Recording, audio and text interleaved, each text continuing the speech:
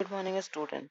जैसे कि आप सब जानते हैं कि हम लोगों ने बाजार कंप्लीट किया था और मैंने आपको कहा था लास्ट वीडियो में कि मैं बाजार के ऊपर एक और वीडियो लेकर आऊंगी जिसमें हम बाजार में कैसे कंपेयर करना है वो सब पढ़ेंगे, साथ के साथ कितने छोटे क्वेश्चन हम उसमें अटेम्प्ट कर पाते हैं, जो निबंधात्मक क्वेश्चन है वो कैसे अटेम्प्ट करने हैं हमें, वो हम सब सीखेंगे। और कई छोटे क्वेश्चंस जो आपके कॉम्पिटिटिव एग्जाम्स में जैसे यूजीसी नेट में, ग्रेड फर्स्ट में आपसे पूछे जाते हैं इकोनॉमिक्स से रिलेटेड। और कई ऐसे एग्जाम्स हैं जिनमें इकोनॉमिक्स आती है, उनमें भी कुछ छोटे क्वेश्चन बाजार पे पूछे जाते हैं और बहुत सारे क्वेश्चन आते हैं। तो जरूरी ये है कि आपको कंसेप्ट क्लियर हो। तो मैंने आपको अच्छे से पूरा बाजार पढ़ाया था और आज हम कंपेयर कर कर और कैसे हमें पॉइंट्स वाइज याद रखना है, कौन कौन से मेन पॉइंट्स हैं जो इन बाजारों को एक दूसरे से अलग करते हैं, वो सब हम आज इसमें पढ़ेंगे। तो आइए शुरुआत करते हैं।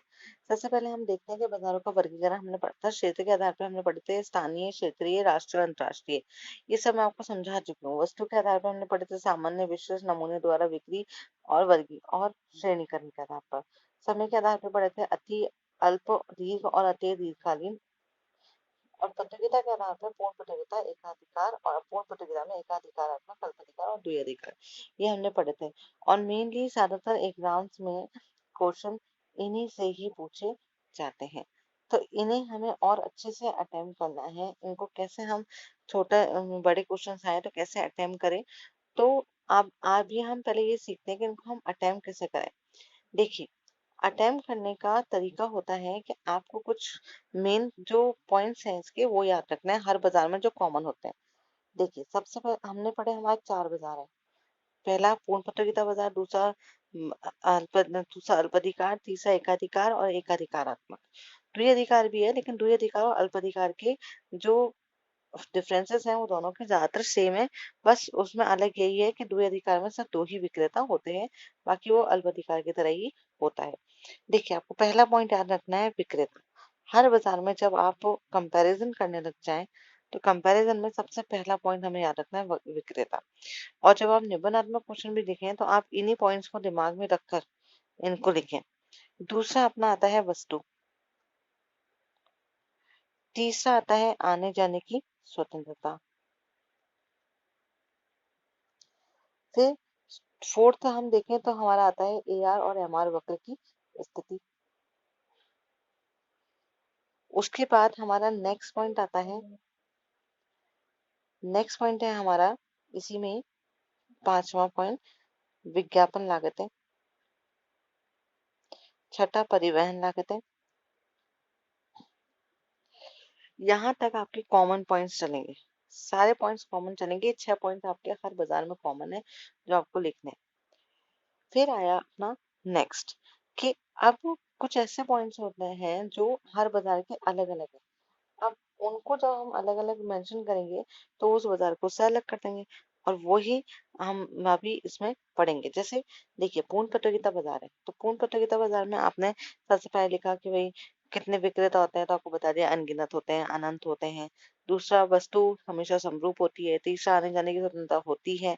एआर एआर और एमआर वक्र जो होते हैं वो पूर्णतः लोचदार होते हैं। मांग की लोच अनंत के बराबर होती है और विज्ञापन लागतें ना के बराबर होती है, परिवहन लागतें शून्य होती हैं। ये आपको बता देता है। ये 6 पॉइंट हो गए अपने जो मेन थे। अब पूर्ण प्रतियोगिता में सबसे अलग पॉइंट कौन सा आता है, तो हमने पढ़ा था कि जब हम पढ़ा रही थी मैं आपको, तो मैंने आपको बताया था कि पूर्ण प्रतियोगिता में जो पूर्ण प्रतियोगिता बनाता है पूर्ण प्रतियोगिता को, उसमें एक पॉइंट आता है 7 पॉइंट, वो है पूर्ण साधनों की गतिशीलता। पूर्ण साधनों की गतिशीलता, ये इसको सबसे अलग बनाता है। और एक पॉइंट और है पूर्ण ज्ञान। पूर्ण ज्ञान, इन दोनों को आप इसमें जोड़ देंगे तो ये पूरा कौन सा बाजार बन जाएगा, पूर्ण प्रतियोगिता बाजार बन जाएगा। और अगर आप इन दो पॉइंट्स को हटा दें तो वो बाजार शुद्ध बाजार कहलाएगा। आई होप आपको समझ में आ रहा होगा कि निबंधात्मक क्वेश्चन कैसे करना है। अब आपको ये पता चलेगा कि पूर्ण प्रतियोगिता का निबंधात्मक प्रश्न आ जाए तो सबसे पहले हम उसकी परिभाषा लिखेंगे। फिर हम उसकी विशेषताएं बताएंगे। विशेषताओं में ये पॉइंट्स रखेंगे और इस पॉइंट्स को एक्सप्लेन कर देंगे। और एक्सप्लेनेशन मैंने आपको लास्ट के सभी वीडियो में अच्छे से बताया कि ऐसा क्यों है, कौन सी वस्तु ऐसी क्यों है, अनंत क्यों है, विक्रेता है तो उनका बाजार पे क्या प्रभाव पड़ेगा, वो सब मैंने आपको पुराने सारे वीडियोस में बताया हुआ है। आप उन वीडियोस को देखिए और अपने आप को क्लियर कीजिए और फिर उस निबंधात्मक क्वेश्चन को लिखने की कोशिश कीजिए। फिर नेक्स्ट बता था अपना एकाधिकार। एकाधिकार में विक्रेता एक होता है, वस्तु हमेशा समरूप होती है, लेकिन उसकी कोई निकटम कोई वस्तु उपलब्ध नहीं होती, बाजार में आने जाने की स्वतंत्रता नहीं होती। फिर हमने पढ़ा ARMR वक्र, इसका कैसा होता है, झुका हुआ होता है और कम लोचदार होता है, मांग की लोच एक से कम होती है। फिर हमने पढ़ा था विज्ञापन लागतें यहाँ पे ना के बराबर होती हैं और परिवहन लागतें भी ना के बराबर ही होती हैं। ये हमने पढ़ लिया। अब 6 पॉइंट वही आ गए। अब 7वां पॉइंट क्या बनाएंगे जो इसको सबसे अलग कर दे, तो 7वां पॉइंट है इसमें जिसमें ये क्या करता है, ये कीमत या मात्रा में से किसी एक का निर्धारण करता है। किसी एक का निर्धारण एक का निर्धारण करता है ये। या तो कीमत का करेगा या मात्रा का करेगा, सिर्फ क्यों, अपना लाभ कमाने के लिए। और पूर्ण प्रतियोगिता बाजार में मैंने आपको ये पॉइंट अलग से इसलिए लिख पाया क्योंकि उसके वो ARMR कर्व में आ गया कि ARMR कर्व उसका हमेशा पूर्णतः लोचदार इसलिए होता है क्योंकि वहां पर जो फर्म होती है वो कीमत को निर्धारित नहीं करती, कीमत को स्वीकार करती है। ठीक है। अब नेक्स्ट पॉइंट इसका और इसका अलग पॉइंट 7.8 पॉइंट क्या आएगा इसका अलग, कि यहाँ पे क्या होता है, कीमत विभेद होती है। कीमत विभेद की अवधारणा होती है। कीमत विभेद का मतलब क्या होता है कि एक ही तरह की वस्तु को अलग अलग उपभोक्ताओं को अलग अलग कीमत पर बेचना, उसे हम कीमत विभेद कहते हैं। हो गया आपका एकाधिकार। एकाधिकार में क्या देखेंगे, उसकी परिभाषा और उसकी विशेषताएं। अब आई एकाधिकारात्मक की बारी। एकाधिकारात्मक भी कैसे करेंगे, वही पहला वही 6 पॉइंट। पहला, विक्रेता कितने होते हैं, अधिक होते हैं। वस्तु कैसी होती है, विभेद होती है, वस्तु विभेद होती है। आने जाने की स्वतंत्रता होती है। ठीक है। ARMR वक्र नीचे झुके होते हैं और अधिक लोचदार होते हैं। विज्ञापन लागतें बहुत अधिक होती हैं और परिवहन लागतें भी बहुत अधिक होती हैं। क्यों होती है, इसका मैं रीजन आपको पिछले वीडियोस में बता चुकी हूँ, तो पीछे वाले वीडियोस जरूर देखें। फिर हमने इसमें, अब इसमें भी एक पॉइंट है जो इसको अलग करता है, तो इस वो पॉइंट क्या है कि 7वां पॉइंट डालेंगे और लिखेंगे यहाँ पर समूह की अवधारणा होती है। समूह की अवधारणा, क्योंकि पूर्ण प्रतियोगिता बाजार में उद्योग होते हैं और छोटी छोटी फर्में होती हैं। एकाधिकार में एक ही फर्म एक ही उद्योग होता है और यहाँ पर क्या होते हैं, समूह होते हैं जो सब काम करते हैं, जो कीमत का और मात्रा का निर्धारण करते हैं, कैसे सामान को बेचना है वो डिसाइड करते हैं। तो यहाँ पर समूह की अवधारणा है। फिर नेक्स्ट है अपना अल्पाधिकार। द्वि अधिकार और अल्पाधिकार की विशेषताएं एक है, बस विक्रेताओं की गिनती अलग है। द्वि-अधिकार नाम से पता चल रहा है सिर्फ दो ही का अधिकार, और अल्पाधिकार मतलब दो से अधिक और 10 से कम। तो इसमें भी 6 पॉइंट वही आएंगे। विक्रेता दो से अधिक, 10 से कम। वस्तु दोनों होती है, इसमें समरूप भी होती है और विभेद भी होती है। आने जाने की स्वतंत्रता होती है। उसके बाद इसमें विज्ञापन लागतें अधिक होती हैं। ARMR वक्र जो होता है, इसमें जो मांग वक्र है वो निर्धारित नहीं होता। मैंने आपको बताया था हमेशा बीच में मुड़ा हुआ होता है। कम लोचदार, ऊपर वाला हिस्सा अधिक लोचदार होता है, नीचे वाला हिस्सा कम लोचदार होता है। उसके बाद परिवहन लागतें और विज्ञापन लागतें यहाँ पर ज्यादा होती हैं। अब इसमें भी एक पॉइंट, 2 पॉइंट्स हैं जो इसको सबसे अलग करते हैं। पहला पॉइंट क्या है, परस्पर निर्भरता। परस्पर निर्भरता, यहाँ पे एक दूसरे पर परस्पर निर्भरता रहती है। एक फर्म दूसरे को देखती है कि वो कितना प्रॉफिट कमा रहा है, उसी हिसाब से वो अपना कार्य करती है कि ये क्या कर रहा है तो मैं भी उसी तरीके से करूँ। जैसे मैंने आपको एग्जांपल दिया था जियो, वोडाफोन और एयरटेल का। एट्थ अपना आएगा गला काट प्रतियोगिता। गला काट प्रतियोगिता का मतलब ये नहीं आपस में गला काट दिया एक दूसरे का।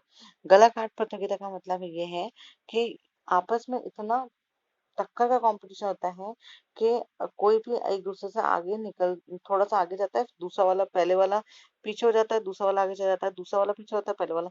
तो कांटे की आपस में टक्कर होती है, जिसमें आप ये नहीं बता सकते किसको ज्यादा लाभ होगा।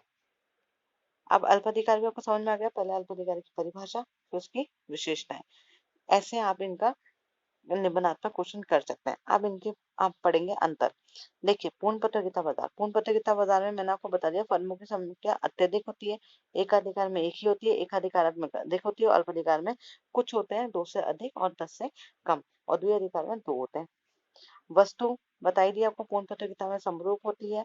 कोई एकाधिकार में कोई निकट वस्तु नहीं होती प्रतिस्थापन के लिए। एकाधिकार में विभेदीकरण कृत होती है और अल्पाधिकार में दोनों होती है और द्विअधिकार में भी दोनों होती है। फिर अब आई बारी व्यक्तिगत फर्म के लिए मांग की कीमत सोच क्या होगी। तो आपको बताइए कि पूर्ण प्रतियोगिता बाजार में अनंत होती है क्योंकि उसका मांग वक्र लोचदार होता है। ठीक है, पूर्णतः लोचदार होता है। फिर एकाधिकार में एक से कम होती है, एकाधिकार में एक से अधिक होती है और इसमें विंकोचित मांग वक्र होता है। ऊपर वाला हिस्सा एक से अधिक और नीचे वाला एक से कम। तो अब आप जो मैंने आपको पॉइंट लिखवाया उनके अकॉर्डिंग आप इसका एक बड़ा सा कंपैरिजन बना सकते हो और बाकी वो पॉइंट जो मैंने आपको बताए थे वो आप इसमें ऐड कर देना। जैसे कि परिवहन लागतें किसमें ज्यादा है किसमें कम है, उसके अलावा विज्ञापन लागतें किसमें ज्यादा है किसमें कम है, कौन सबसे अलग, जैसे किसमें पूर्ण प्रतियोगिता में पूर्ण ज्ञान होता है, पूर्ण साधनों की गतिशीलता होती है पर इन सब में नहीं होती। ठीक है, तो ये सब चीजें आप इसमें ऐड करके अपने कंपैरिजन को और बढ़ा सकते हो, अपने आंसर को और एनरिच कर सकते हैं। बहुत छोटे छोटे क्वेश्चन पूछे जाते हैं, जैसे विंकोचित मांग वक्र किसने दिया था, हमने पढ़ा कि स्विगी ने दिया था। फिर जो मांग की लोच है वो एक से कम किस्म होती है तो एकाधिकार में होती है, एक से अधिक किस्म होती है एकाधिकारात्मक में होती है। दोनों तरीके से जो मांग वक्र है वो संकुचित होता है, वो कौन से बाजार में होता है, वो अल्पाधिकार में होता है। और अनंत मांग की लोच कहाँ होती है, वो पूर्णतः लोचदार जो वक्र होता है उसमें होती है, जो कहाँ पाया जाता है, जो पूर्ण प्रतियोगिता बाजार में पाया जाता है। वस्तु कौन सी कहाँ पाई जाती है, तो ये सब चीजें आपको इजीली याद होगा। आप बहुत छोटे क्वेश्चन बहुत इजीली वे में कर पाओगे और अच्छे से उसको अटेम्प्ट कर पाओगे। मैं आपको 100% गारंटी दे सकती हूँ कि आप बाजार में कभी भी नहीं, आपका एक भी क्वेश्चन कभी भी गलत नहीं होगा अगर आप जैसे मैंने समझाया है वैसे आप उसको पढ़ रहे हैं और उसको इजी वे में याद कर रहे हैं। रटते नहीं, सिर्फ याद करें। याद करेंगे, समझेंगे, याद आपके दिमाग में अपने आप ही वो चीज वो कंसेप्ट क्लियर हो जाएगा और जिसे आप कभी भी नहीं भूल पाएंगे। आई होप आपको वीडियो अच्छा लगा होगा। अगर अच्छा लगे तो प्लीज लाइक करें, शेयर करें और सब्सक्राइब करें। Thank you so much. अगले वीडियो के लिए इंतजार रहेगा। आप अपने कमेंट बॉक्स में डालिए कि आपको नया टॉपिक कौन सा पढ़ना है, मैं अगला वो टॉपिक उठाकर आपको पढ़ाऊंगी। Thank you so much.